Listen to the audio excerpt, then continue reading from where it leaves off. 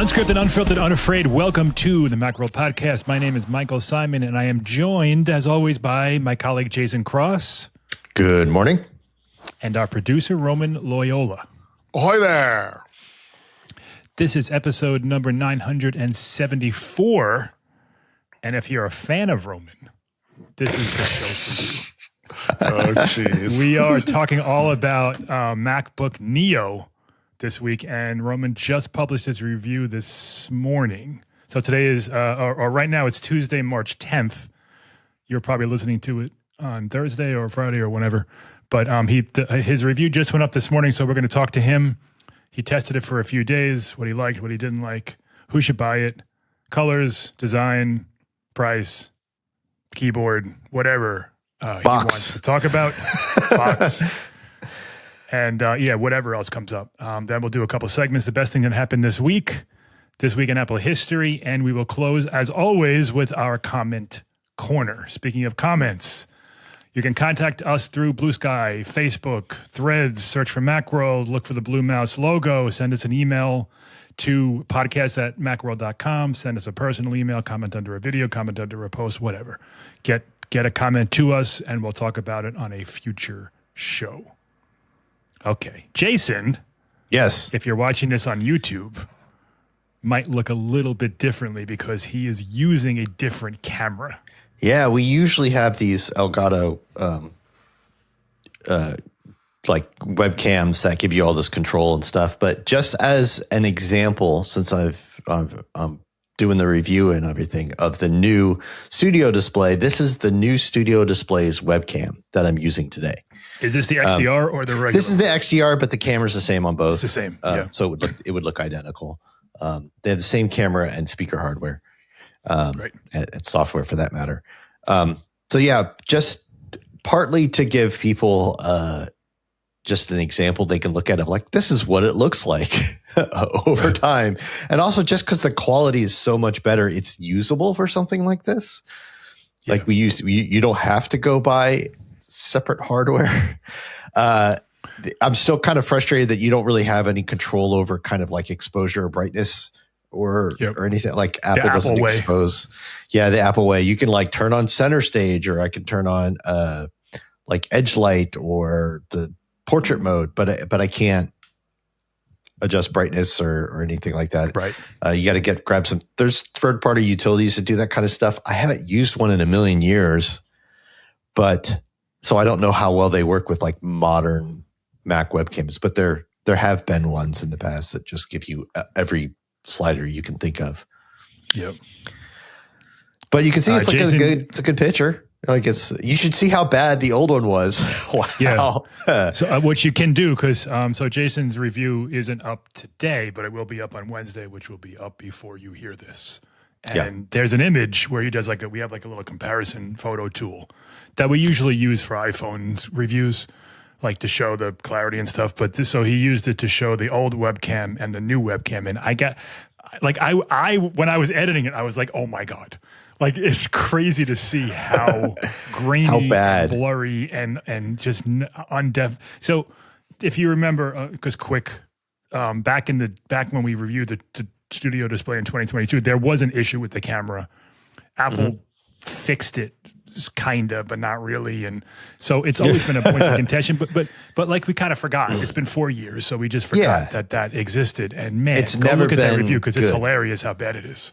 It's never been good. It's funny because they have that it is their whole 12 megapixel center stage camera, right. But it's I guess it's between being an old sensor and what did they have in there, like an A13, A14 or something, like just the image, the image processing pipeline that they had for it wasn't up to snuff. It could not lock onto a white balance. Things were like too yellow or whatever. It was all over the place.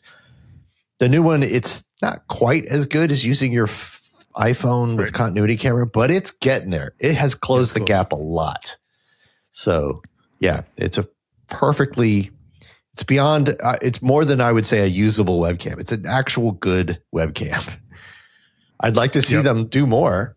At this price, they could put a 4K 60 webcam in there and just crush everybody, but no. It's also Like, so when you're talking about we're already off the rails and we haven't even started. This is supposed to be the Neo show, and now we're talking about the studio display. But real quick, that thing is like an inch thick. Yes. So, like, when you talk about the MacBook, like, it's understandable why you have to have a certain, but this thing, they could fit anything in there, any camera they want. So, but all right, and before we get too far, with the SXDR, it's even actively cooled, right? They have ventilation and fans in there and stuff. So, yeah. Yeah, before we get too far, we will talk about this stuff as well as the new MacBook Pros in 2 weeks. Or no, 1 week. Next week. But today, we're going to do all Neo because it's a new thing. It goes on sale tomorrow morning. I just checked right before we were doing this show. Oh, is it sold out already? Local Apple store, doesn't have any. It's shipping in like a week and a half to 2 weeks, which is really rare for a Mac. I can't remember the last time there was a Mac that had any kind of shipping delays whatsoever. Like iPhones, we see that. That happens all the time with iPhones. Yeah, depending on the color and storage, you don't have to get a different color and storage to get it to ship on time. Did you try that? Did you try looking at different colors and stuff and see? And so silver was the most common, but still not available for immediate shipping. It was available at my store, but pink and green, yellow were not. Okay. And indigo was, I think, delayed by a week. So indigo, Roman, is the color that you have. So let's start there. I like it. It's almost my shirt. Yeah. Like my shirt's almost the color that it is. So it's a little bit lighter than the MacBook Air comes in. Roman is holding it up for those on Spotify or Apple Podcasts without video. For the YouTubers, you can see. Yeah.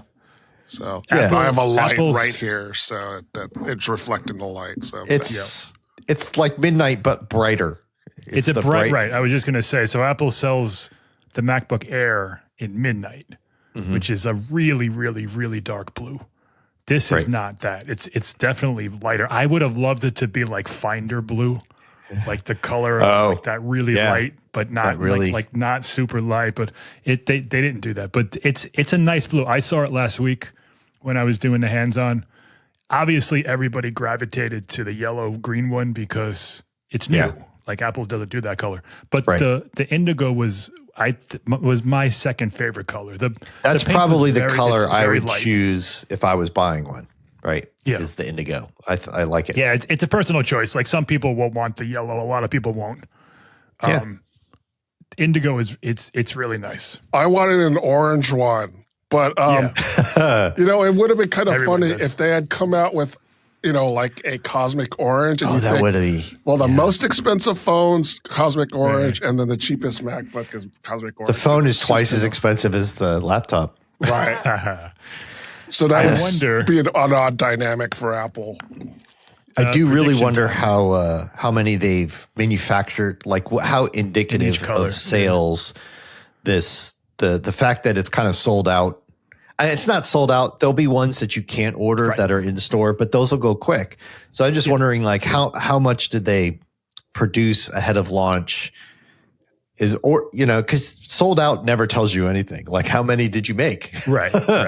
So I would assume they made more yellow because Apple knows its fans are going to want the new thing. But I remember back when Apple was making the G3 iMacs, there was a report that like everybody, all the stores wanted the blue one, and like they had like stockpiles of like grape because nobody wanted purple, but Apple forced you to buy all of them at once when you were getting them. Right. Roman, would you buy, if you were buying one, would you buy the blue one? I need to see. I have to apologize. I have a bad cough. And to prevent myself from hacking all over the show, I have a cough drop in. So if I sound weird, I'm not trying to speak in a stupid, So I apologize for that. But I need to see the other colors in person because it's been pointed out to me by a couple of readers that I think I said in my review that citrus equates to yellow, and they're all, no, it's green. And so having seen it, it's kind of like right in between. Yeah. Depending on the room you're in, the light you're in. If lighting has a lot to do yellow, with it can look Yeah. Yeah. It kind of like a like a lemon that's just getting ripe. But Yeah. but I think if they had named it highlighter, it looks like just the original highlighter color, like it's like yellow but with some green in there and If very you see bright. it in person, it like in the Apple store, it's going to look one way. You're going to take it home, it's going to look a different way. Yeah. There'll be returns. So I want to see what blush looks like. It's very light. Yeah, and that It's may almost not like be dark iPhone enough for me. 17e light. It's very like it looks Yeah. pink in certain angles. Yep. It's I thought it was silver at first when I walked over to the table. And it was the pink one. Yeah. It's a very light, it's a nice pink. It's nice. Yeah, But it's very light. My favorite color, of course, was the citrus one because it was Citrus. new. It stood out on Right. the table because Right. it was like next to blue and pink, and it really stood out. But I think if I was buying one, I'd probably get the blue because I think I'd get sick of I get sick of the green, yellow yeah. quickly. I do like this blue color, so it would, but I would not need to see the others. I definitely don't think I would get silver. Not because Yeah, why would you get silver when you can get like you've been able to get that for 20 years? exactly. You know, everybody like silver's all Yeah. over the place. But So- I understand why they have to make a silver laptop because there are a lot of people who do Right, right. That's what they want. Yeah, you need and the that's- neutral color. It's also the very Mac thing. Like not a lot of there's Right. some gray Windows laptops and stuff, but they're gray. They're not that aluminum silver color that we know. Right. So like if you want everybody to be like, oh, they've got a Mac, like that's the Mac color, you know? Sure. Yeah, it's. I don't know. I don't know Apple's. I've never seen Apple's branding definitions, but I'm almost certain that silver is part of their branding definitions. So Yeah. Yeah. yeah, Sure. All right. So the keyboard on yours was my favorite of the four because it has like a smoky kind of finish to it. So the keyboards are slightly color matched to the So you can. He's holding it up Right. again for There's people who are listening. They all have a little bit of a tint to match the body's color. They're slightly color matched. So the silver is the only one that's completely white. Right. The pink has a pinkish hue. The yellow has a yellowish Yeah. hue. But the blue hue kind of looks like a gray, and it's nice in person. yeah, it's nice in person. The one big drawback is that it's not backlit, and it's a good reminder of how much I often work in the dark. Seriously. So and because I'm not a trained touch typist, I do look down at my keyboards. Sometimes I don't, but I will look down.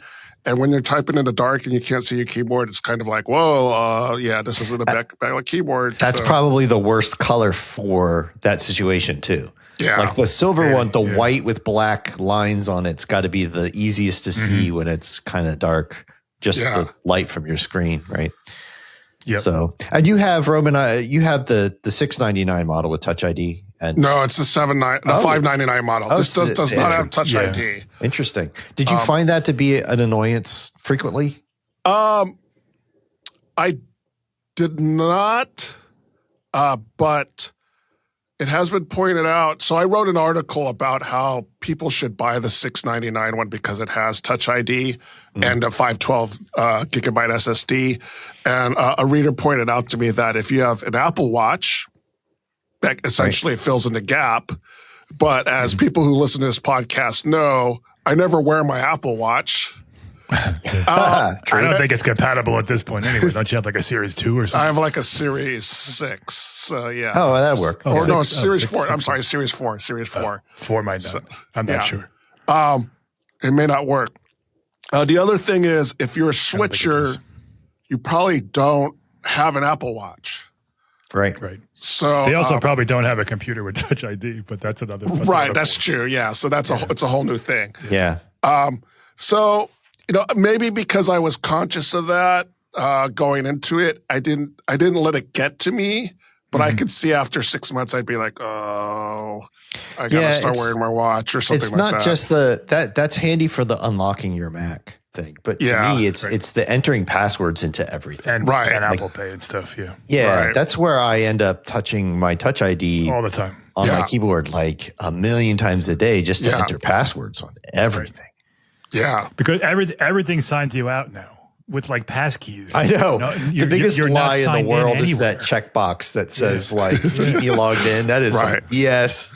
Right, Yeah. never. Like every website I go to, whether it's from Nike to our own CMS, I always have to log in. Always. Yeah. So Yeah. I do. I use the Touch ID thing often. If you don't have it, Roman, like I forgot how it works. You just click. Like, is there an extra click? And you then have to type in your You password. have to type in the password, so you get a pop-up that asks for your username and password. And then, So iCloud passwords is a thing. Like, how does that work with that? oh, so you get the number thing. You get the thing that pops up where you get an alert, and then you get another alert that shows up on your other devices. Oh, right. I think even on the same Mac sometimes. I've had it where, and then you have to enter know a what you're talking about. six number code. Yeah. Yep. Right. That's how it worked. I was trying to remember. Unfortunately, Touch ID is really handy and also, secure. And Yes. it's unfortunate that Apple, that's the thing that Apple chose to be the dividing line between the $599 and the $699 model, because it is your machine will be less secure, your machine will be less convenient, and it's $100. So like you can go out and tell, well, just get an Apple Watch SE, like that's $250. Like now we're adding 25 or 50% of the price onto the computer. So it's frustrating for me as an Apple fan. Right. It's difficult to defend that decision.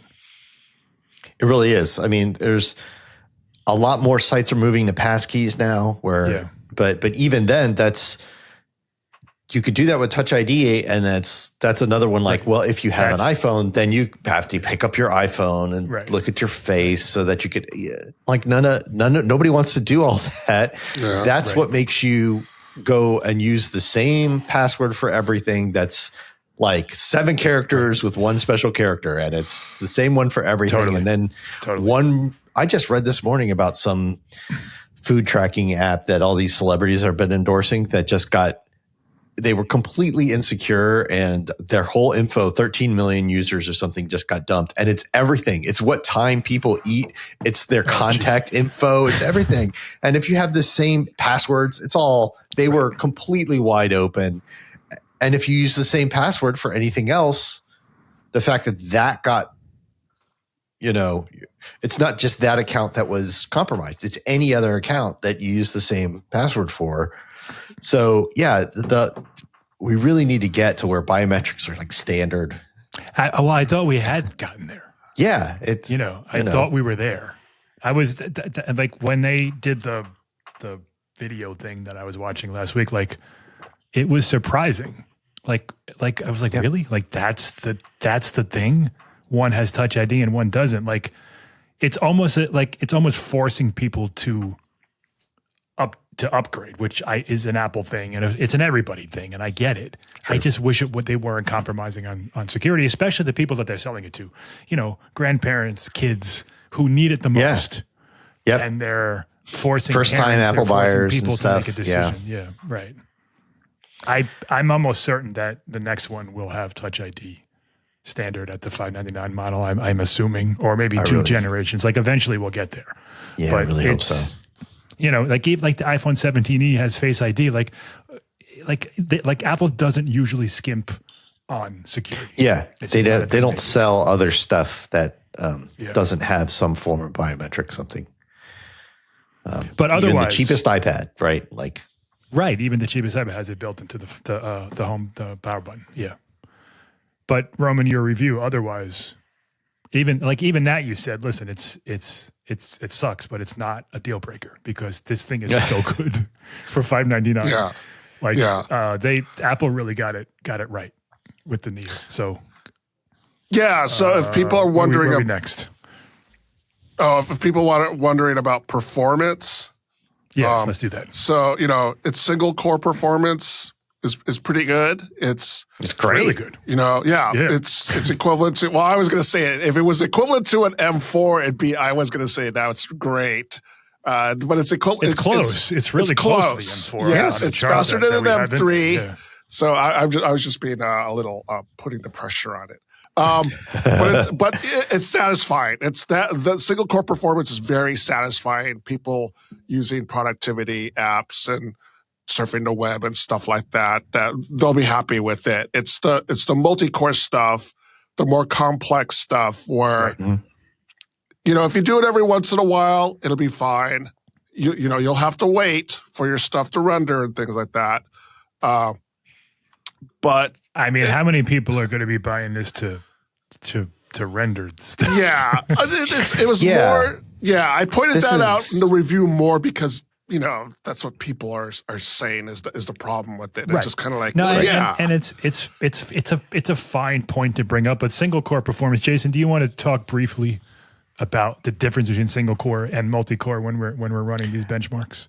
Really, we should call them threads, but single thread is just if one line of commands through the processor, it's going to use the big CPU core because there's big and little CPU cores on there. A lot of the stuff you do on the web that's sort of JavaScript and just a lot of everyday applications are kind of limited by there's one sort of master thread. Everything's multi-threaded, but there's sort of one master thread that's kind of holding up the works. So the single core performance is kind of what matters most.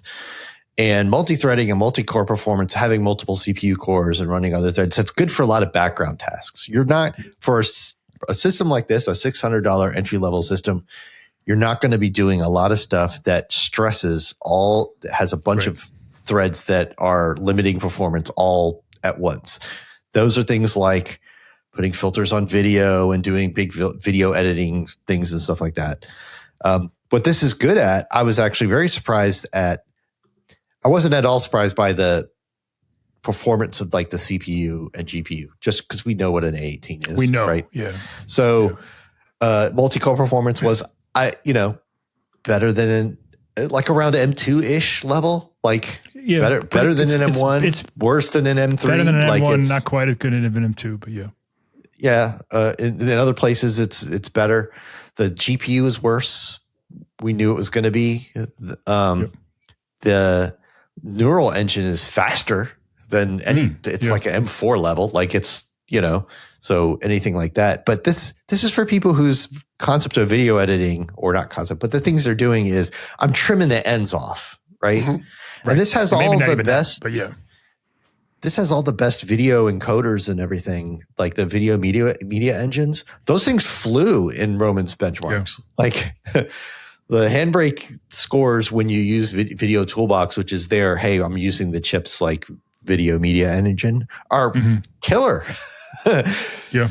I think the things that this is for, like the things that you do with this, I'm online shopping, I'm browsing social media, I'm answering emails, I'm browsing the web, all that kind of stuff, really aren't going to be stressing a whole lot of cores all at once. Right. For most people. There's always those people who have so many browser tabs, you just can't. It's just like they're like one little pixel wide. They're all the way across. Yeah, Roman's gonna do a test where he runs like 150 Safari tabs and just see if this thing can choke. Yeah, how many will they? I got to tell you, at what point is it? Whenever I go to visit my parents and they show me their phone and they bring up Safari, I'll open Safari and I swear to God, they have 250 tabs open. Oh yeah. So my wife has easily that many. I believe the chip will be able to handle it. I believe that it'll be, even if you're one of those people who never close a tab and just open them, like the way Mac OS is optimized, the way Safari is optimized, I think it'll be fine. It puts most of those tabs to sleep. Right. It's just like an application you didn't close on your iPhone. It basically freezes it. It'll freeze it. So it's not doing anything. Yeah. So yeah, there's a lot of that stuff going on. It's very smart. But I mean, it's kind of, to me, it looked like anything you could do with a 4-year-old MacBook, you could do. This is going to do just as well. And some things much better. The only area I was kind of really disappointed at was the SSD speed's really slow. It's even slower. It's even like half the speed of an M1. It's kind of, that was a kind of a sore spot. especially since Apple relies on swap so much. This is an 8 gigabyte machine, Yeah. all that. So I think that might end That's a up good being point. kind of a limiting factor. But like, again, hey, this is a $600 computer that's full aluminum and all that other stuff. Like, I don't think anybody who buys one is going to be disappointed in the performance for what they paid for it. Roman, in like real world stuff, like forget benchmarks for a second, like while you were using it, how did it feel compared to like an Air or something? I didn't really notice a difference in like everyday stuff, whereas like in terms of like what we do for Like work, apps launching and things like apps that. launching, you know, working in our CMS, using like I was using Word, things like that. I used a lot of web-based tools, Good. like Office 365 online, you know, because people were one of the common comments about the Neo is that it's basically a Mac Chromebook. Sure.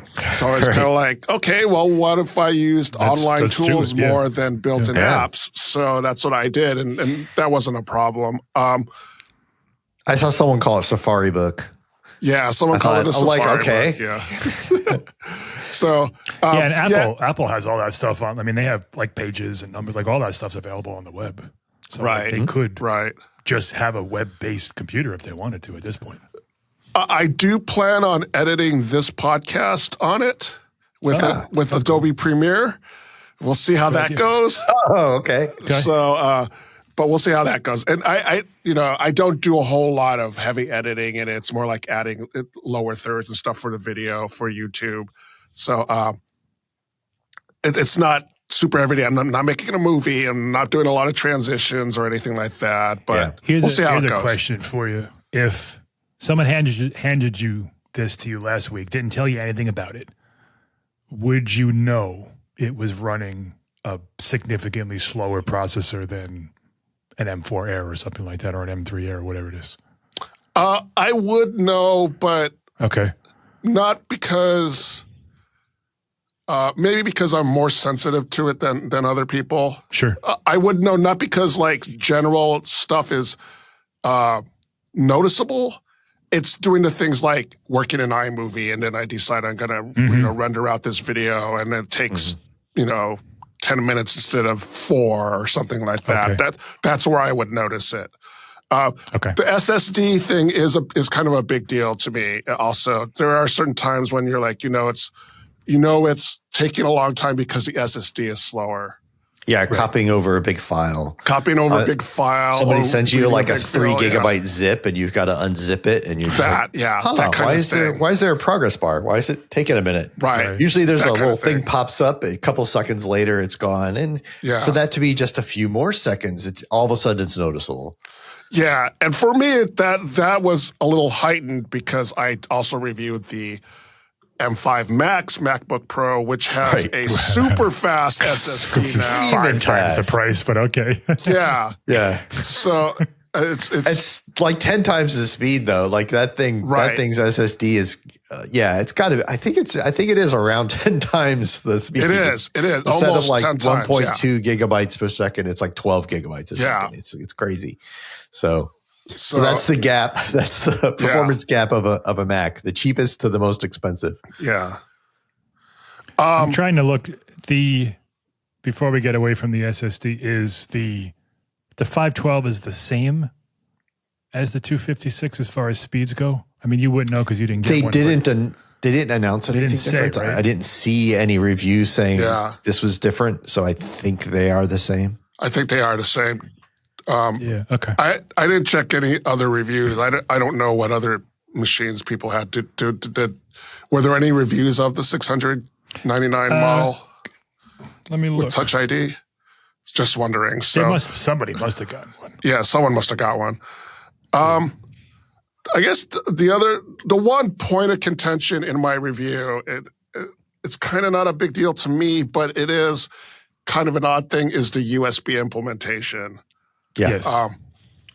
So there are 2 USB ports. They're both USB-C, but the implementation's different. So the rear port is USB 3, and it's 10 gigabits per second. The front port, the one closest to the user, is USB 2, which is 480 megabits per second. Is that right? Something like that. It's basically so it's a lot slower. And a lot of that has to do with the fact that A18 Pro, I always want to call it A19, but A18 Pro it should have been an A19. It was designed for one USB port. Yeah. So I'm really curious if they do this next year, because we don't really know. Again, like the A19 Pro, like that only really shows up in phones and tablets. Like it's with one USB port. So I'm wondering if, this product's been in the works for a while. So I wonder if they're actually designing things like the A19 Pro with two USB 3 external connections in mind, because that would be, that's a USB 2 is really slow, you guys. Yeah. If the next MacBook Neo has an A19 Pro, two USB 3 ports, 12 gigs of RAM, and Touch ID, I mean, that's perfect. Oh yeah, no, that's a killer upgrade. That's if that was all $599. I mean, they're already going to sell a lot of these, but man, that would be it would be hard for people to like keep a straight face and not recommend it at that point.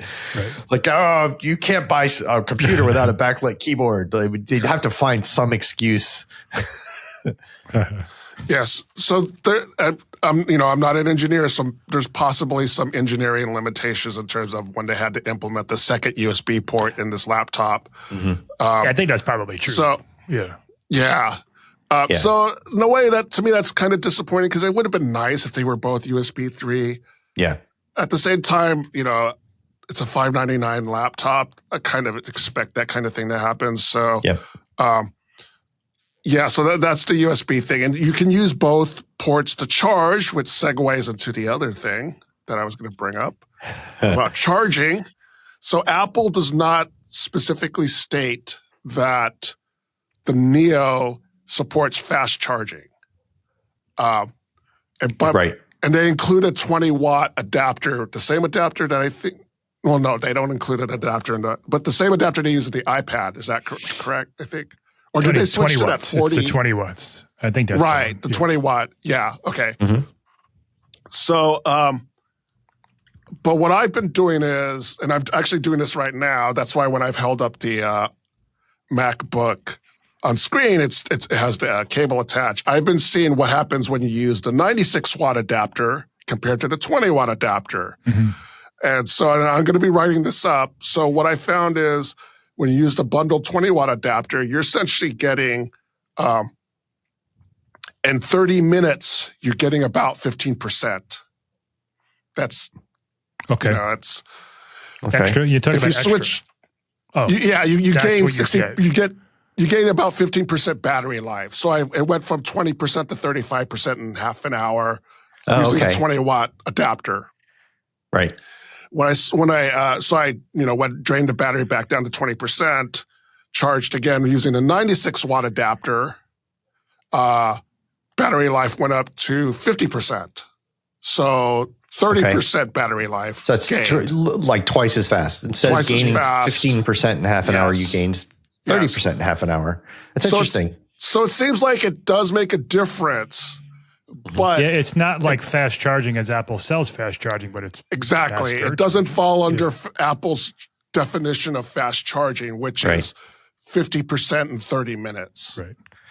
And on Macs, that generally requires like 140 watt power adapter. Like even on other Macs, like they're like 96 watt power adapter doesn't charge any Mac 50% in 30 minutes. It does, you need the 140 watt power adapter. That is one of the differences with the studio displays that I'm testing now. That the XDR is 140 watts out, while the regular one is 96. So it will fast charge a MacBook Pro.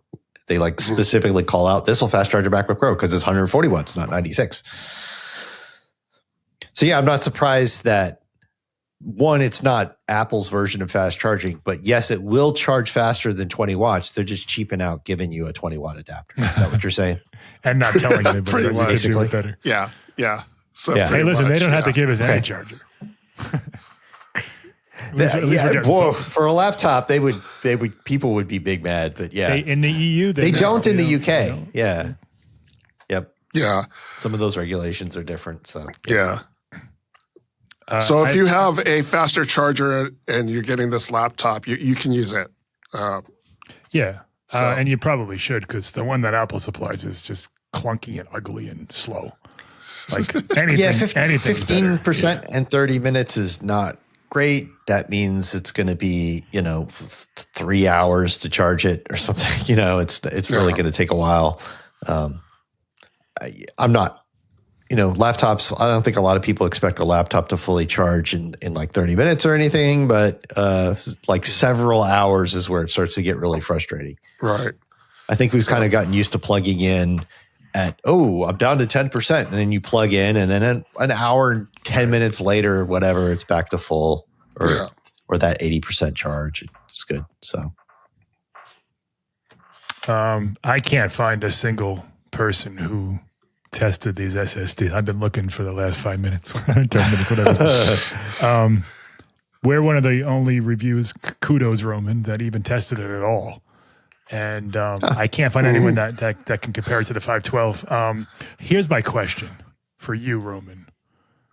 Remember the M2, the MacBook Air M2 SSD? I don't know if you have this off the top of your head. I would be shocked if you do. But there was some issue with it where it got slower.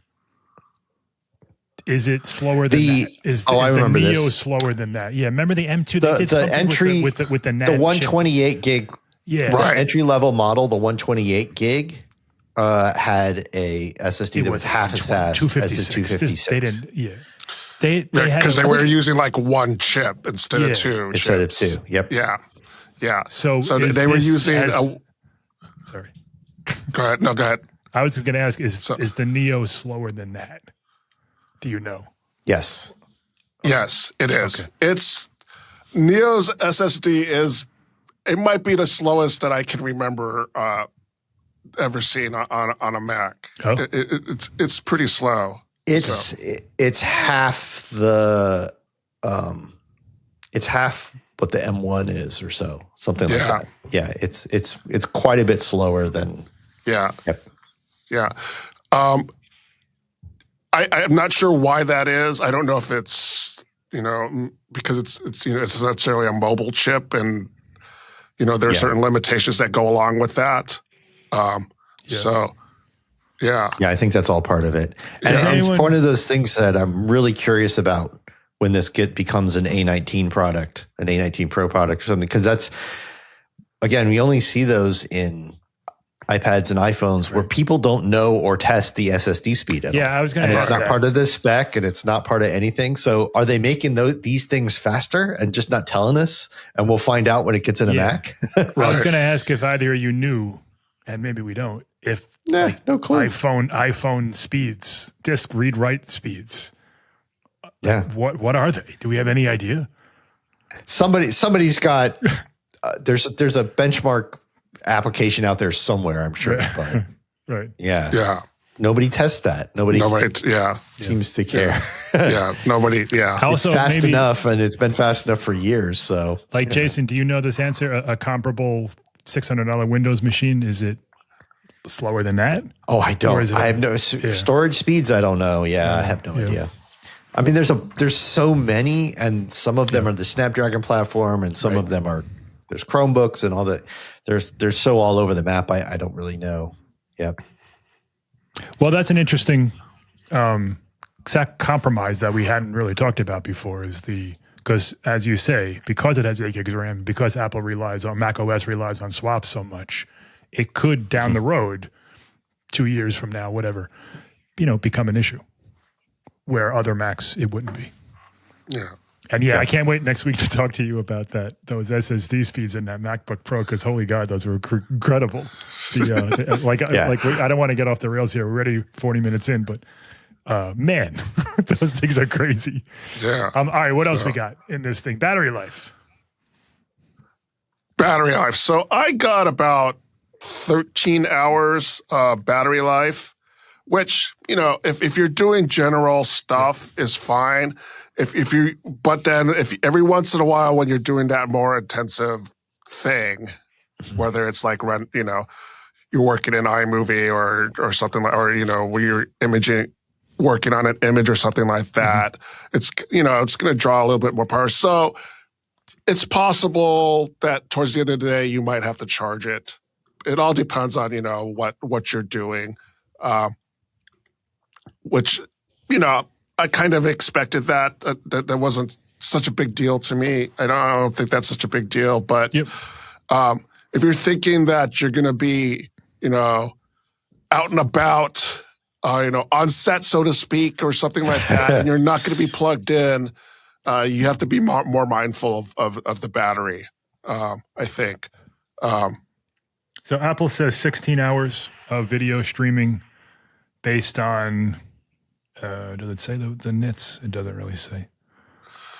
So they do a weird. Oh, it says they 8 don't clicks calibrate from to the a bottom, whatever that is. specific- Yeah. Right. It's that kind of thing, which isn't the same on every MacBook. So that's not. Or really- is your stream. testing less than 8 clicks in the bottom row?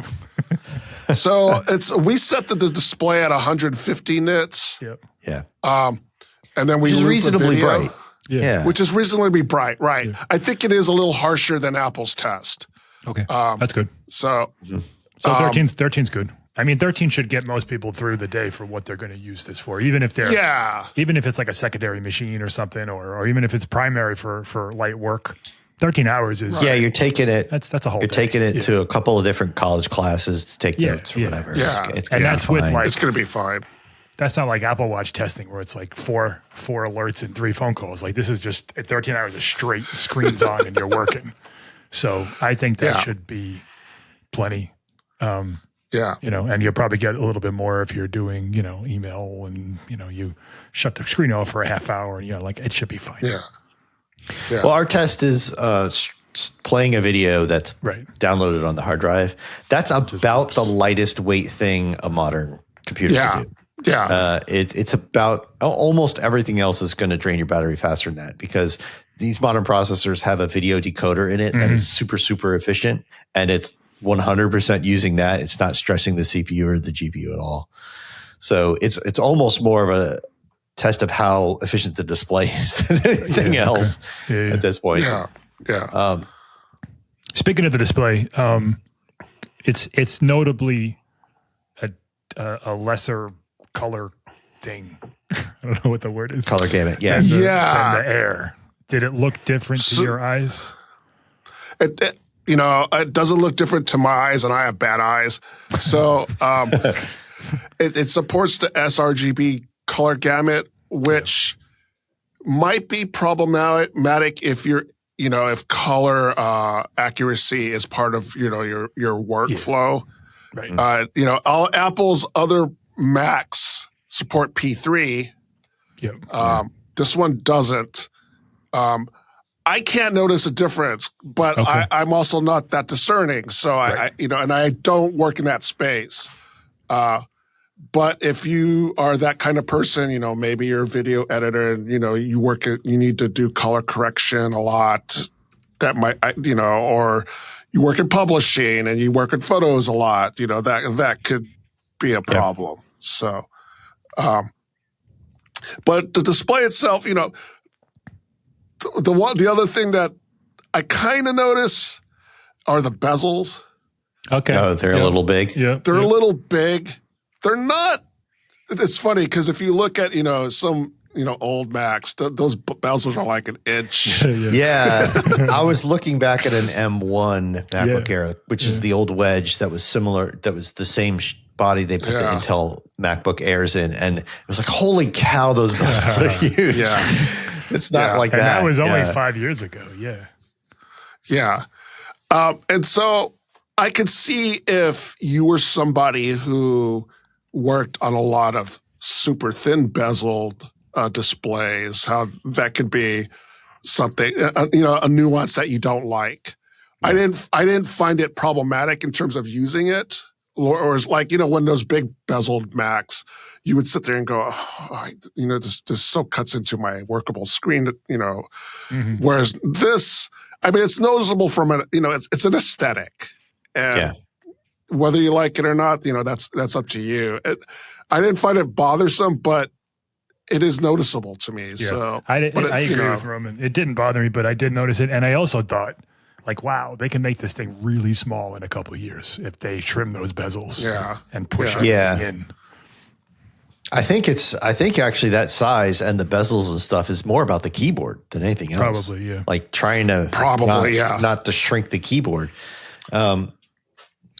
Roman, I don't know if you noticed this or even if you could check since you've got it there, but like one of the things that I see a lot on really cheap laptops, like, you know, I'm in Best Buy and I'm just curious and I'm going down the line, is backlight uniformity is terrible, right? So like if you pull up a web page with a bunch of white or anything else with like a bunch of like bright unified color on it, you can see little areas where it's dim, maybe in the corners or on the side, or sometimes you see even a stripe or two across the screen where you can see it's dim. The backlight's not even and it's like dimmer. It's like slightly grayish and stuff. That's the kind of thing Apple pays attention to a lot. I was wondering if you knew, does this have really excellent backlight uniformity? Is there...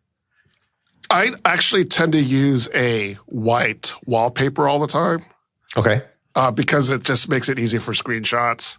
Yeah. And so, like, I switched it over to the Mac wallpaper for the podcast, but I just switched it back. I don't notice any, you know, it looks pretty even to me. Okay.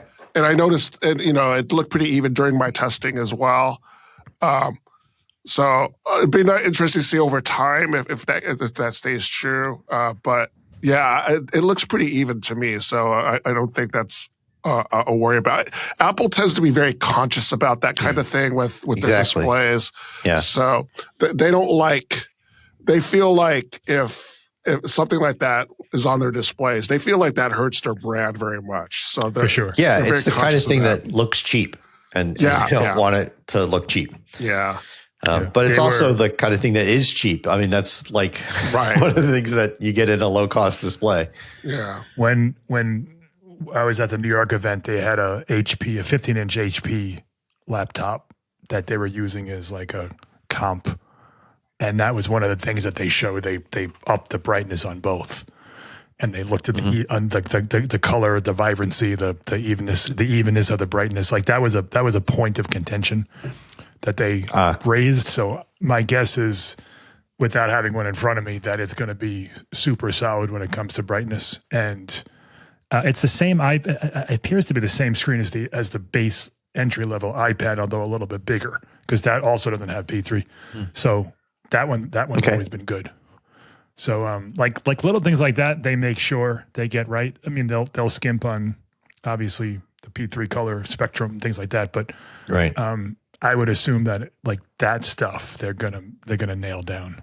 But I do agree, the bezels they're not bad, they're not ugly, but they're noticeable because Apple has had skinny bezels on its laptops now for like 3 or 4 years. All right, Roman, what else? What do we got? Are we done?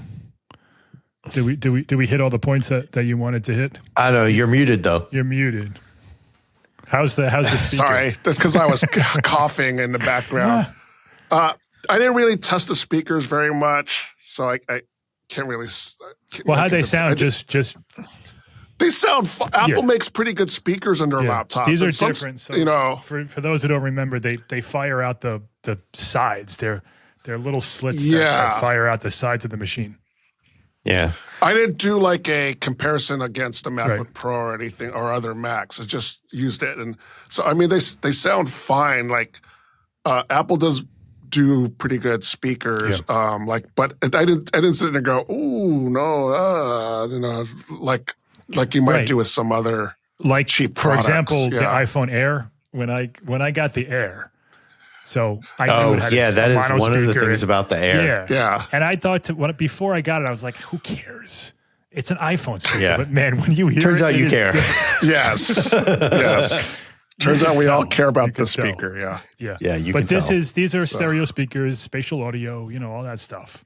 And I tested them in a big giant warehouse with tons of people around. It was really hard to get an idea, but it was reasonably loud and sounded good. And there was, bass to it and stuff. Like, it sounded fine.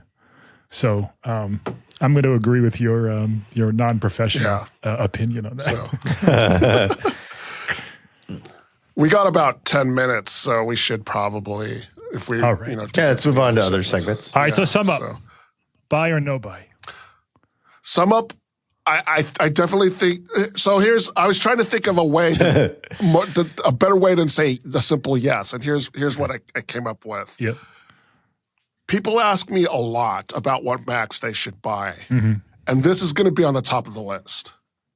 The Neo is going to be on the top of the list. Yep. I'll ask more questions about what they do. Sure. Right. But, usually when people ask me, I parse that information. I parse the Macs in my head more.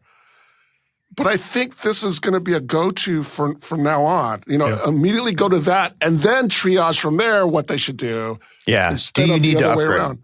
Yeah, right. or something like that. So if you're using a MacBook Air and you're like, oh, I spent too much on this laptop, take a look at this one. Maybe the MacBook Air might be too much for what you need. If you're using a MacBook Pro, you're probably not going to want this laptop. But maybe you will because you want to use it in a certain situation. Like, for instance, I want one because, and I wrote about this, when I travel, I bring a really old MacBook with me. Mm-hmm. So if I lose it or it gets stolen or it gets damaged or something like that, I'm not going to sweat it. But it is a 15-year-old MacBook Pro, so it'd be nice if I could have something a little more modern. And not that this is a disposable computer, but it's also a lot lighter than a 15-year-old MacBook Pro. It's also a lot lighter, but I won't stress over it like I would if something happened to my MacBook Pro. So it's that kind of thing. So there's a lot of use cases for it. So and I wouldn't hesitate to recommend it to people. I think that when I look at it, I feel like it's easy to recommend to anybody who's trying to ask. There's a whole bunch of people. Mac's been around forever. MacBook's been around forever. The MacBook Air. The MacBook Pro. There's some people out there going like, well, how much money do I need to spend? Whatever. But if you're just not if you don't have a Mac yet and you're wondering, should I get one? That's who this is for. This is for it's my first Mac. I'm trying a Mac. MacBook Airs have been too expensive. I don't want to upgrade because it's $1,000. There's this huge, huge market. And it just feels like it's really easy to recommend to those people. It's like, you're not going to be disappointed. It's fine. Yeah, I think there's a whole contingent of people who are curious about Macs, but just would never buy one because they either believe they're too expensive or they are too expensive, depending on their budget. Yeah. And for $600, where in the world you live. Yeah. For $600, what you get, I mean, there's really nothing comparable. I did a whole bunch of, I won't call it research, but I looked at a bunch of $600 machines. I went to Best Buy over the weekend, and there's just nothing that's even close. There's plenty where the specs look pretty good, but you pick it up or you try and use it, and it feels like junk. Right, and the screen is crappy. It's flimsy. It flexes, like you can flex it with your hands. Yeah. It's plasticky. There's just nothing that even close. And PC World, our sister site, PC World, just published a story this morning. The TrendForce is saying that the cost of mid to low end PCs could go up 30 to 40% this year. If that happens, say goodnight. Apple's market share is going to go up to 40% because I don't think there's a lot of people who enjoy Windows. I think they're familiar with Windows. And if they have a chance to give Mac OS a try, they're just not going to go back. This thing is going to once you go Mac, crush at retail. Is that the thing they say? This thing is going to kill at retail. Yeah. Just in those places where it can be next to those other machines and you can pick it up and flex it and type on it and look at the screen and all that other stuff. It's going to crush. It's going to fly out of the Best Buys and stuff. Of the world. Over Black Friday and stuff, Amazon runs deals on the say like the Mac Mini, which is also $599. Like you can get one for $480. If you can get this thing for under $500 without being a student, I mean, that's it. Game over. Right. All right. Read Roman's review on our site. Read Jason's XDR review on our site. Roman also wrote about the MacBook Pro. Jason's going to write about the MacBook Air. We got a bunch of reviews. So check it out. And if you have any questions for Roman specifically about something that he did or didn't write about, send us a line. Okay. I'm going to skip Roman. Best thing I saw this week, even though I really want to talk about that Finder guy, but we just don't have time. We can do it next week. There's more fight. We should do a whole show on Finder Guy. Yeah.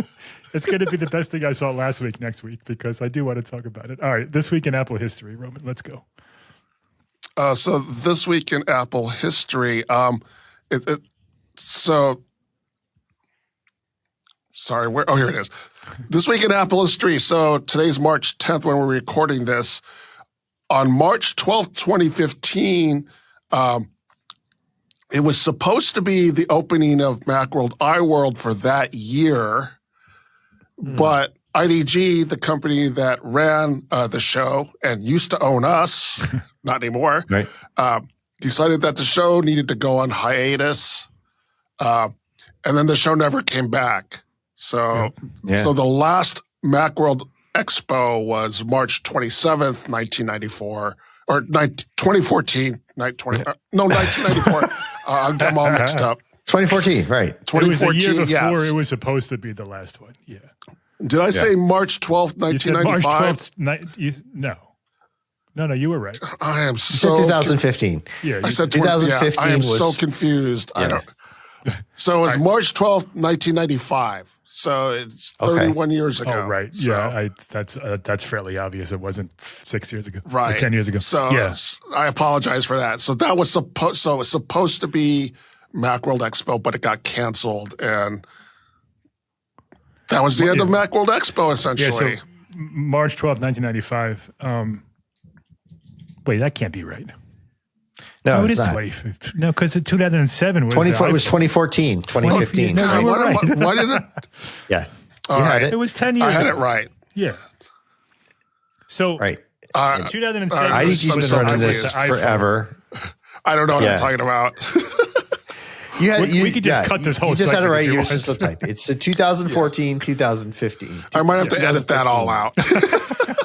Want to just start over again? So yeah, why don't we start over again? Because that's it's just so confusing. Just start this week in Apple history. All over. right.